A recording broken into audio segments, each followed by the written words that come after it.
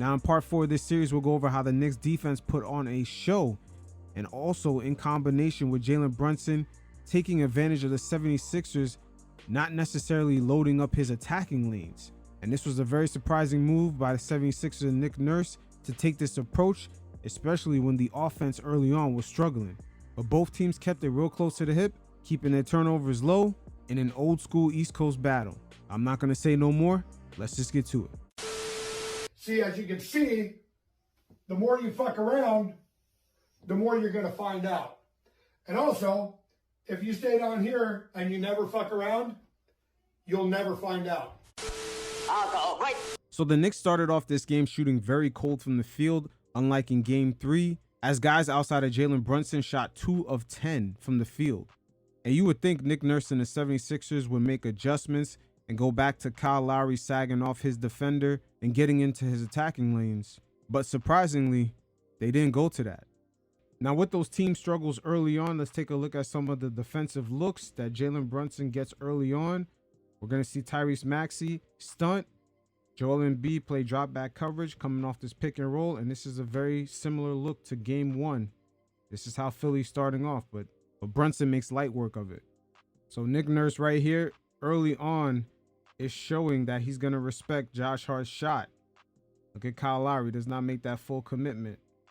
Embiid right here on the strong side, one-on-one, playing drop back coverage. Brunson takes advantage, creates the spacing. So the 76ers early on continue to show relaxed coverage on Jalen Brunson, as the Knicks right here go to a game plan in which they started executing during game 3, setting screens up top, letting Brunson go downhill one-on-one with Embiid. Take a look at Lowry, he's not really sagging off. Coming off that screen, drop back coverage, and Brunson straight up pulls up. Very relaxed to start off this matchup. So with the Knicks offense starting to get cold, we're going to see them execute something they've been doing throughout this series, which is whoever Maxey is guarding in transition will be the one to set the screen. So if Maxey was guarding OG, OG would be the one to come around, set the screen to try to get Brunson on Maxey on that pin down, as Josh Hart sets a perfect pin down. And we're going to see Brunson right here take Maxey to school, and is able to draw that foul. So once again right here, pay attention to Joel Embiid, as he barely even moves in this drop back coverage. Look at him. Doesn't contest, nothing. Barely even moved. Barely even got back for the rebound. Yeah, with Embiid not being as mobile, we're going to see Brunson right here. 2 screens, which side to go on. We already know he's going to come off and attack Embiid. Brunson gets a good look right here. Gets Embiid how he wants him. Dropping back. And he just bricks it. But this will continue to be a reoccurring theme right here. This is a well-designed play right here, because either way, if Brunson goes left or right, the corner help defenders are going to have to make a commitment. So that's Dante possibly being wide open. If Batum helps out after Brunson comes off that screen, then OG's right in his spot. And once again, for some reason, even with the rough shooting in the first quarter, the 76ers held back from sending help when Jalen Brunson is just dealing one-on-one with Joel Embiid going downhill. Yeah, as soon as Embiid sits his doofy ass down, the Knicks offense just flows. Just go to that pick and roll with IH and Brunson. Points in the paint come a lot easier. Yeah, right here we see Brunson get into his creation bag one-on-one on the island with Cameron Payne. Look how easily he sets up Precious. He just misses it, man. But that was a perfect setup. Precious, you got to dunk that. Okay, so Brunson comes off the screen with Maxey trailing behind him. But right here, he stays real patient. Doesn't lose his dribble. Actually maintains it right at this point. And look at Lowry. Look at the whole 76ers defense. They're going to leave Brunson on the island after he's already been hot for the first 2 quarters. McBride drawing some respect. OG drawing some respect. This is very surprising to see after the way they guarded Brunson in games 1 and 2. So at this point right here, the Knicks are mounting a comeback. And outside of Brunson, their shooters are not necessarily killing it. So surprisingly, the 76ers at this point are not going to have anyone actually back up Embiid, as they're respecting the shooters still, electing to stay attached to them.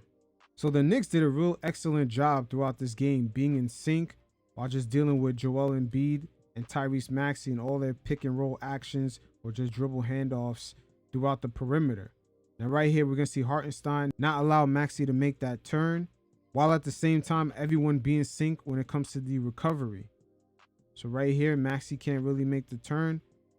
Look at Jalen Brunson, also Hartenstein. As soon as Maxey makes the pass, everybody switches. And now with the full recovery, just forces up a contested shot. So right here's another example of the pick and roll between Embiid and Maxey. So Isaiah Hartenstein is going to hedge, make sure that Maxey does not turn around, while at the same time, OG is going to come up and rotate to Embiid. Meanwhile, Isaiah Hartenstein, this is not a switch. He's going to actually recover right back to Embiid to help out. Pay attention to OG right here. Now pay attention to Hartenstein. Great rotations. The Knicks defense definitely in sync. Now, throughout this series, up until this point, we've seen at times that Kelly Oubre and Tobias Harris not really know where to be on the court. Their spacing is kind of poor. And at times, without the ball, they don't necessarily know how to create that offense or just get it going. And this is where vets like Nick Batum come in. As right here, we'll take a look at him as he knows exactly what to do at this very moment right here, as he's going to set the screen on OG to get this offense going. See, screen right on OG. So right here, Tyrese Maxey is hunting for Jalen Brunson, and he gets him on the switch. Now, OG right away is treading back to help out because the Knicks defense has been on point with the switches.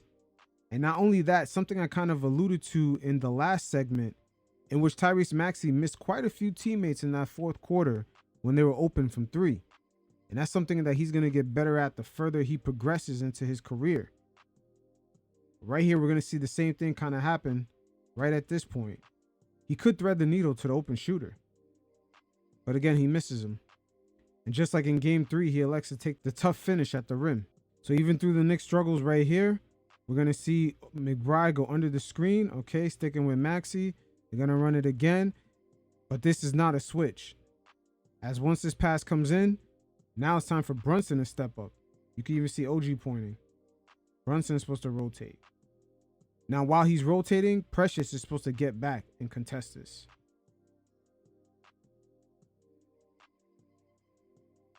Great contest. Paul Reed misses. So as you can see, it's the small things that kind of keep the Knicks in these games, especially after that first quarter shooting. They're just trying to mount this comeback, and defense is helping out. Now in this series, neither team's defense has actually forced that many turnovers. When it comes to taking care of the ball, both of these teams are really good at it. Now right here, we're going to see the combination of Precious and McBride with the support of OG and Josh Hart. As we're not only going to get great rim protection, we're also going to get great rebounding to prevent the offensive glass for second chance opportunity. And that leads right into transition where the Knicks get easy buckets. Once again, right here, the same scenario plays out as Maxey rejects the screen, but now he's got to deal with Precious, who has that same type of athleticism. But check out OG on the boards right here, preventing the offensive rebounding. So the defensive unit as a package, it's just everything is clicking right now. Precious being part of that trade package that came with OG and all that development that was just put into McBride with the great foresight of making a trade for Josh Hart and signing Dante DiVincenzo. We're now starting to see the pieces of the puzzle make sense. So right here, we're going to get more pick and roll. McBride does a great job going under the screen.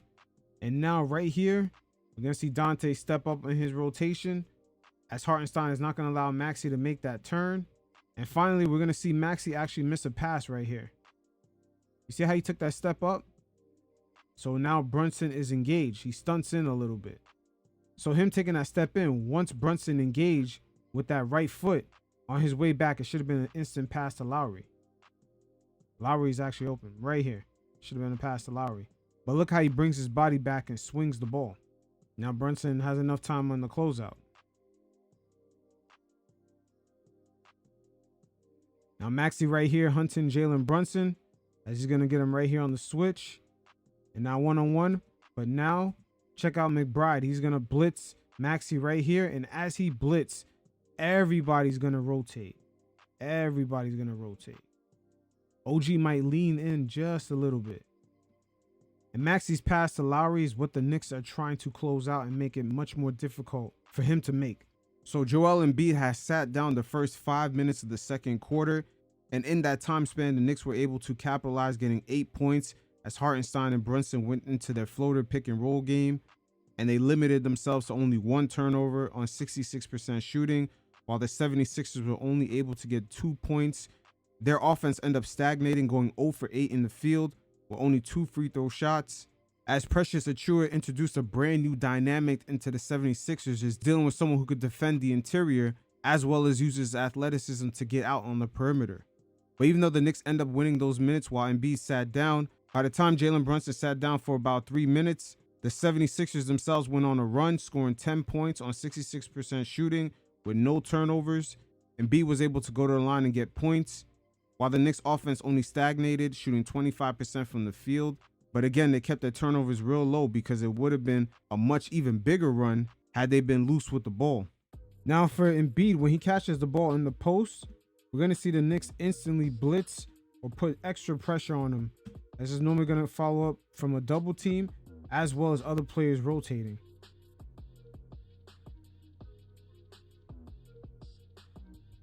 So with Maxey, it's a hedge coming off the screens. And when it comes to Embiid, it's a double team anytime he gets the ball near the elbows, high post, or in the paint. They made it real difficult throughout the course of this game just for him to receive the ball.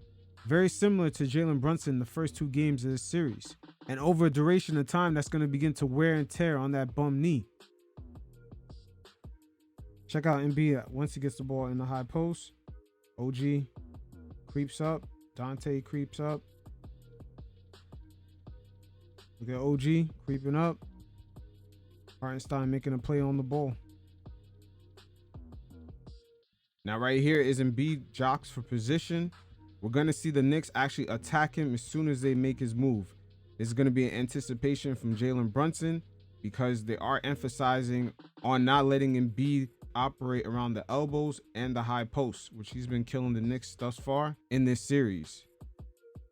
But as soon as Embiid tries to make his move, it's like Brunson anticipates it. Now notice the rotation. Once Jalen jumps, everyone to his right has to rotate at the same time. So they get the ball right back to Embiid. And now Deuce McBride is anticipating the same thing.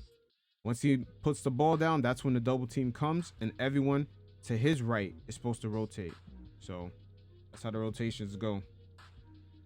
So this was some of the strategy that was implemented on Embiid during the first half, just to get his energy levels working very early in this game. Because with the possibility of him going down 3-1, there was a very good chance that Nick Nurse might play him the whole second half. And this will be eventually a great test for Embiid's playoff stamina, which has always been in question. So even though the Knicks outside of Jalen Brunson struggled in the first half with their shooting, guys still impacted the game by getting inside points like Hartenstein with his floater game, OG Anunoby and Josh Hart working the glass, keeping the 76ers from getting second chance points, and our guy Miles McBride coming through as he's been doing this whole series with timely buckets as he had 8 points going into halftime. But both teams, like the previous 3 games in this series, have kept their turnovers down, which kept it close going into half. So right here, we'll be taking a look at some of the looks that Jalen Brunson is getting in the third quarter. Hartenstein with great technique, going right behind Kelly Oubre. That way he can adjust and rescreen, which he does right here. And interesting enough, look at Tyrese Maxey right here. No sag. Normally from game 1 and 2, they would have the defender right here sag off. Now Kyle Lowry sagged off on the weak side, but really it's supposed to be Maxey right here stunting in, but he doesn't. That's a good look right there. So Brunson and Hartenstein gets into a lot of rescreening. Pay attention to Tyrese Maxey right here. He does not kind of stunt in. This is very interesting. Even though Dante has been cold, he's been very cold thus far, but they're respecting the shooters as Brunson gets a good look right here. But it's interesting that even though Jalen Brunson has been red hot, they're leaving him on an island with Embiid. Once again, right here, pay attention to Maxey.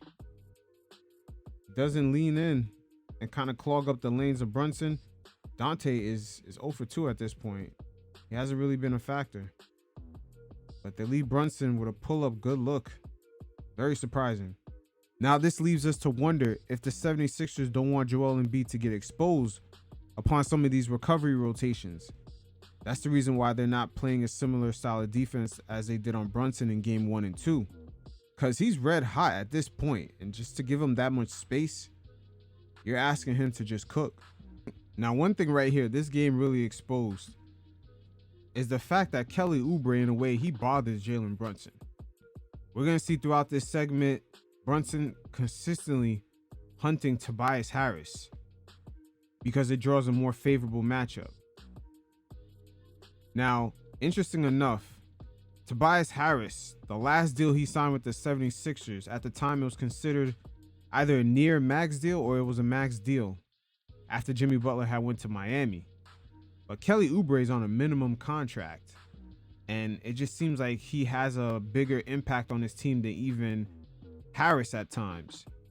But the wingspan of Oubre has bothered Jalen Brunson, especially in game 1 and 2. But we're going to consistently see Brunson hunt for Tobias Harris on the island. And shockingly enough, the 76ers do not double team. They don't send any type of help. Now, Brunson really went off in this third quarter. But check the technique, very similar to Hartenstein. Right behind Batum, he's going to set this screen and then just make that readjustment, choosing whatever side is best suited for the current circumstance. Right there to the left side.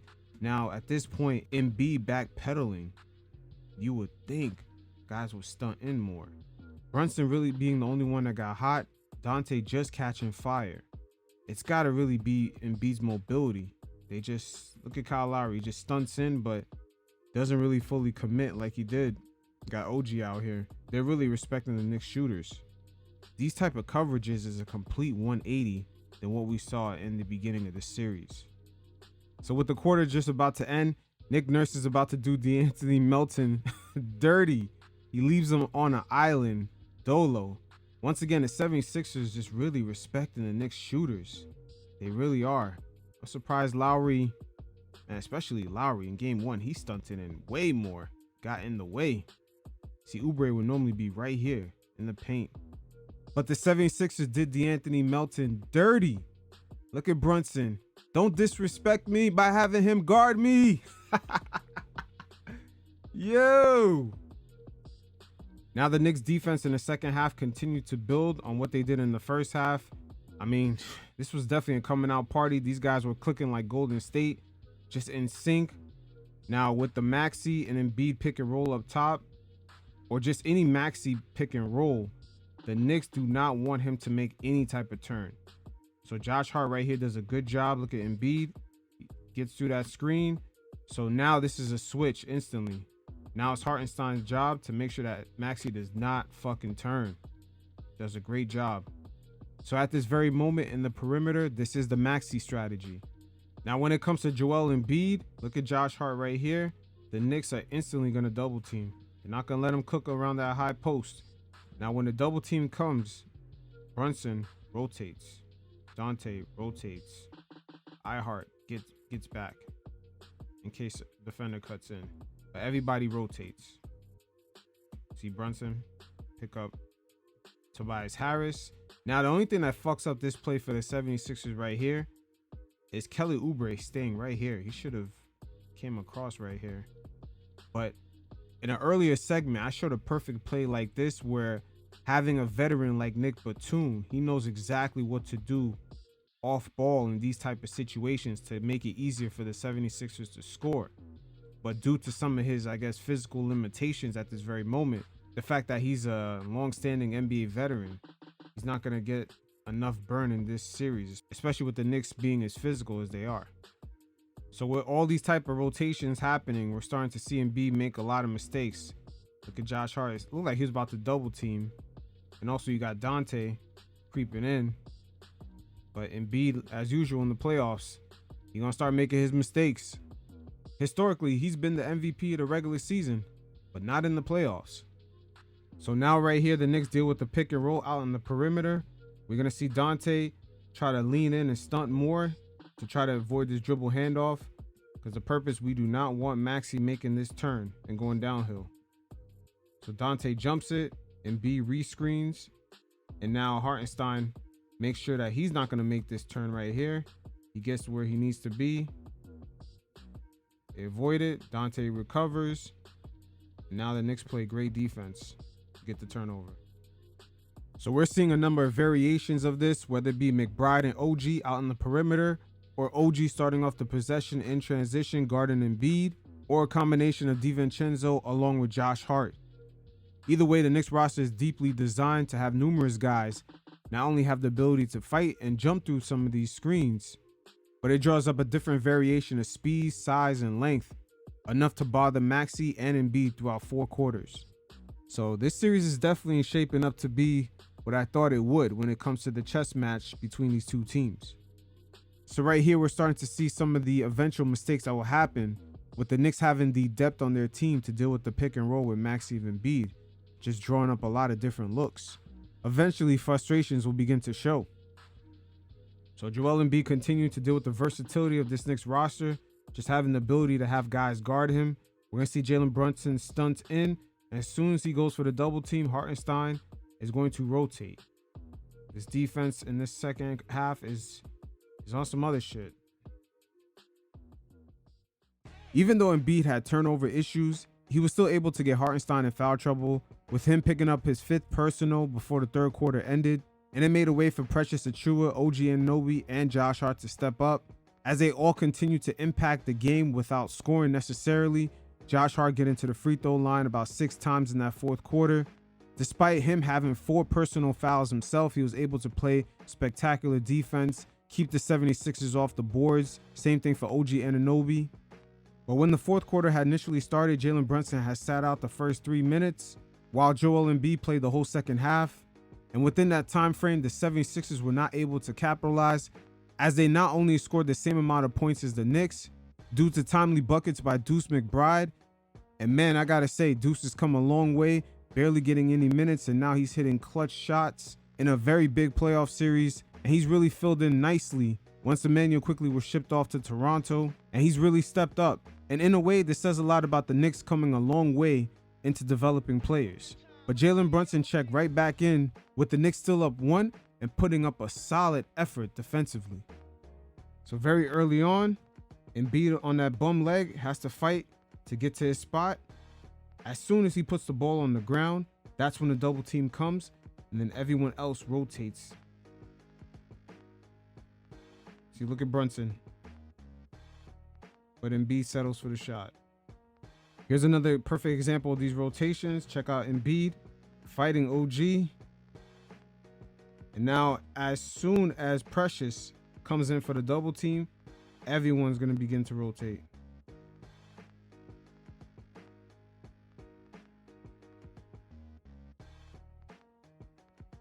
Even though Oubre was able to convert, at least they forced someone else to make the play outside of Embiid.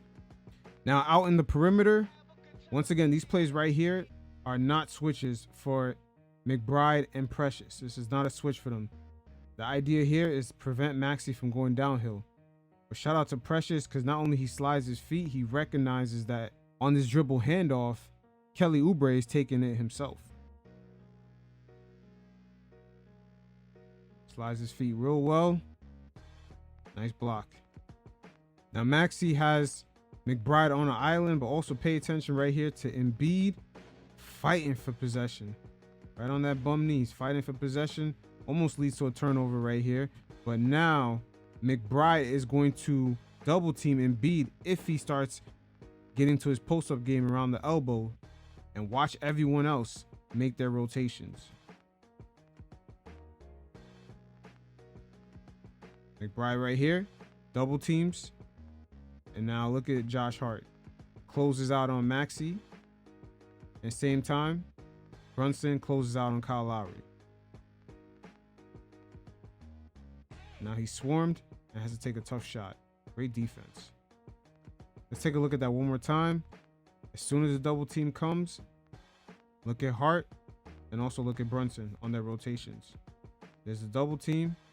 Look at Hart, closes out. Brunson switches. Embiid has no look. John Starks wilding down here. He wants that travel call.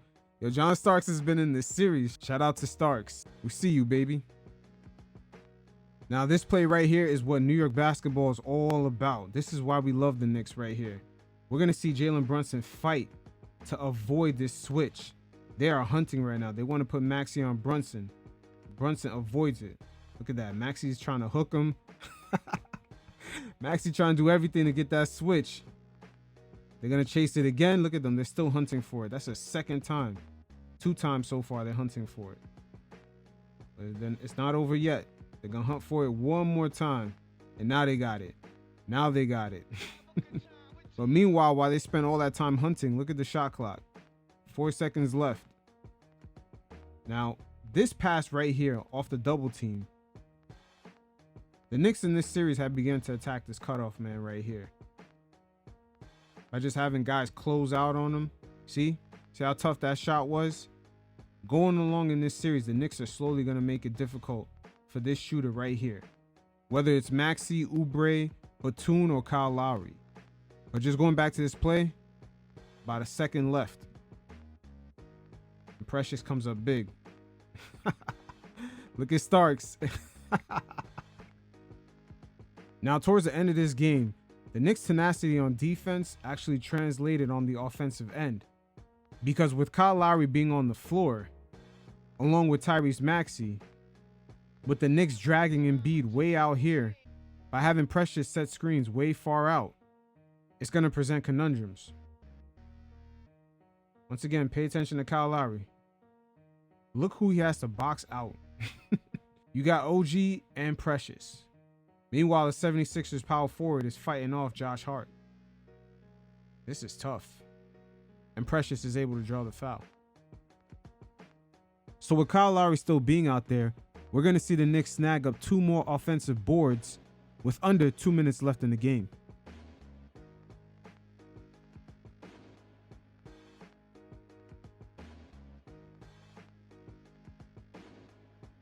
So the fourth quarter defense continues to be in sync. Check out OG and Embiid battling down low. And McBride is going to double team Embiid, not even letting him get comfortable. But within that double team, we're going to check out the rotations. As on this closeout right here, let's check out Precious on the recovery. As he's able right here to contest Maxey. Let's take a look at that again. OG fighting Embiid.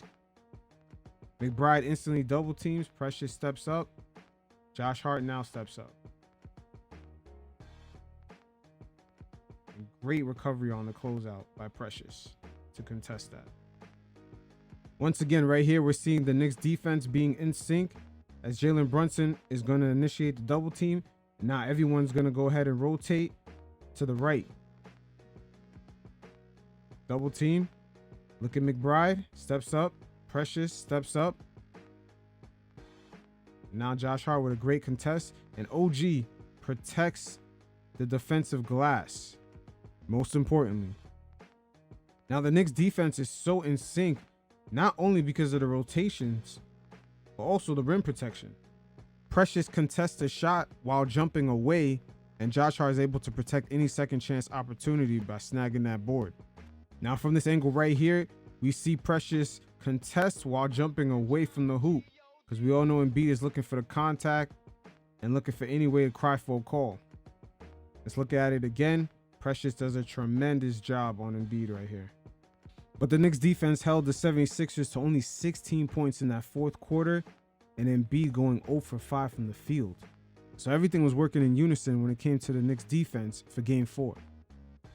And when it came to the Knicks offense, it was really propelled by the defense, as they didn't really have a solid quarter. But right here, we're going to take a look at some of the looks that Brunson was getting in the fourth, as for some reason, he still was with Embiid on the island, as we see right here. The 76ers were still respecting the Knicks shooters, even though we shot at an abysmal 28% from the field. All right, so finally, this is something that I alluded to earlier on in this segment. You see Brunson waving? He's like, bring him here.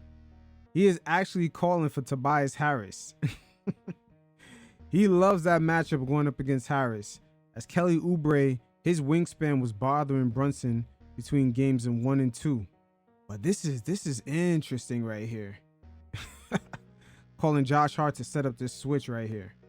Oubre is just a minimum player that was thrusted on this team last minute.